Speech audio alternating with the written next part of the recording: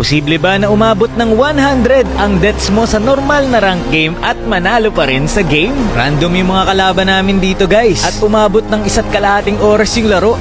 Sabi ni Pabida, 56 daw ang world record ngayon. Kaya naman ngayon, subukan natin itong lagpasan at paabutin ng 100 para sa bagong world record. So dito nga, naglaro na kami ng 5-man, Mythic Glory at Mythic ang aming mga account. Mahirap kasi gawin to kasi mapipid yung mga kalaban. So eto na nga, early game pa lang nangungulit na ako at parang digistrat ako dito kasi magpapapid ako sa kalaban ng 100 beses. Bibigyan ko na rin nga pala ng early savage yung kalaban para masaya naman yung kalaban namin. Kaya lang naagawan siya ng kakampi niya. Pero napansin ko na yung savior dito ay nagbibuild ng Sky Piercer. Kasi nga naman nagpapapid ako, makastack siya agad.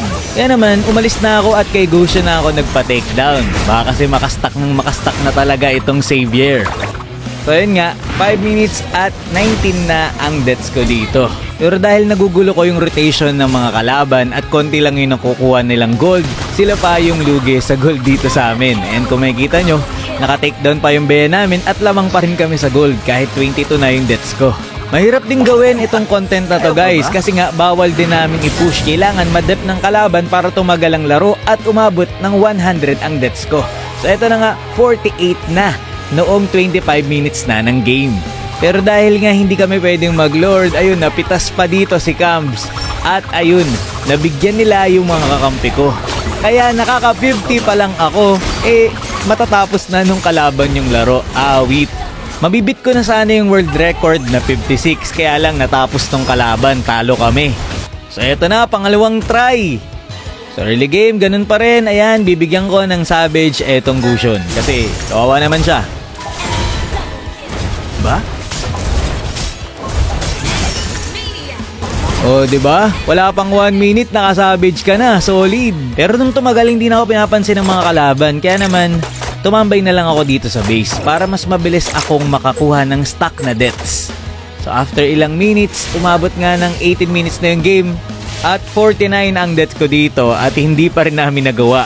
Matatalo na naman kami kasi naubos yung mga kakampi ko. Ang hirap kasi nun, 5 yung kalaban tapos sila 4 lang, feeder pa yung Biggie. So ending, pangalawang subok, talo na naman. So eto na matindi guys. Eto na yung huling try namin. Shoutout sa mga kalaban namin guys. Ayan, malupit yung nangyari dito. Sa early game syempre, ayan, nagpa-takedown pa rin ako doon sa Eudora para makasavage siya.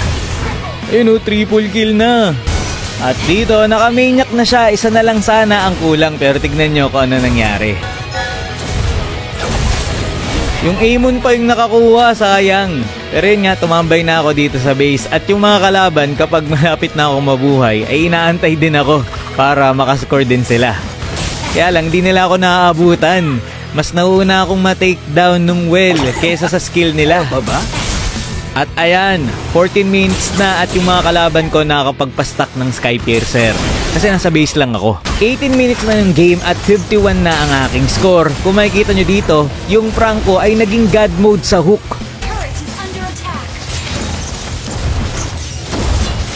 Pati si Cams nabigyan. Kaya naman yung Lancelot na lang ang natitira para mag-dep.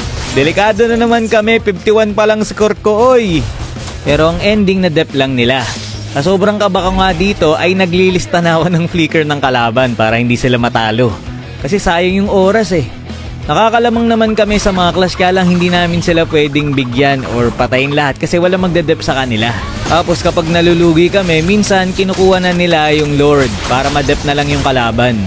So dito umabot ng 28 minutes na yung game at nagchat yung kalaban. Itag ko daw sila sa content ko. Nakahalata na sila dito na gusto namin patagalin yung game kasi hindi namin pinupush Pero sabi sa kanila kapag umabot ng 100 ang deaths ko, bibigyan ko silang lahat ng skin.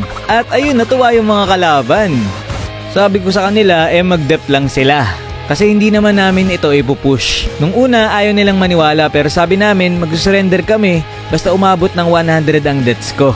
Nagpa-shoutout na nga yung mga kalaban ko dito, 37 minutes na ng game at nahirapan na sila, napapagod na siguro. Nasa 60 na nga ang deaths ko dito at ang tagal na ng death timer kasi ang tagal na ng game, 90 seconds na. At yung mga kalaban nagdududa pa rin kung ako yun. Kaya sabi ko, ipa-follow ko siya para makita niyang legit. At nung pinalo ko nga, ayun, nakita niya na legit talaga. 30 deaths na lang ang kailangan para mag 100, kaya lang sobrang tagal na kasi bago mabuhay. Kaya ang tagal na rin ang aabutin nito. Kaya naman, sabi ko sa kanila, kung magkakasama sila, bibigyan ko sila ng GCash para makapagmerienda sila. Matagal-tagal pa kasi to guys. Sa computation ko, aabutin talaga ng 1 hour and 30 minutes yung rank game para umabot ng 100 deaths. Buti na lang mababait yung mga kalaban namin dito. Yung isa nga gusto pang ikasal kay Cambs. Kaya lang sabi ni Cambs bawal daw, may jowa na kasi yan. Yung prangko nila dito ay ayaw nang paabutin ng ganong katagal yung game. Kasi pagod na siguro, hindi natin masisisi.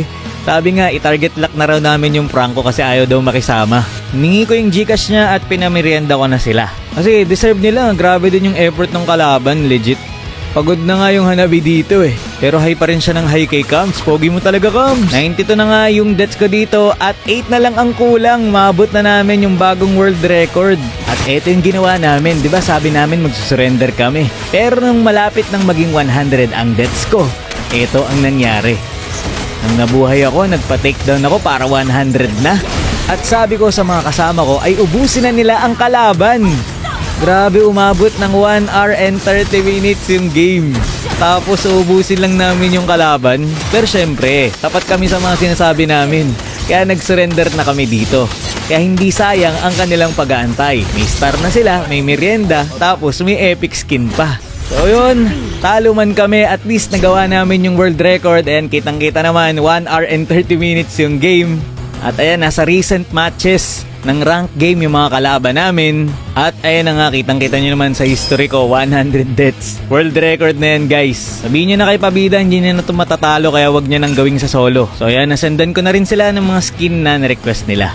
Nice game guys, maraming salamat sa panonood, and to God be the glory.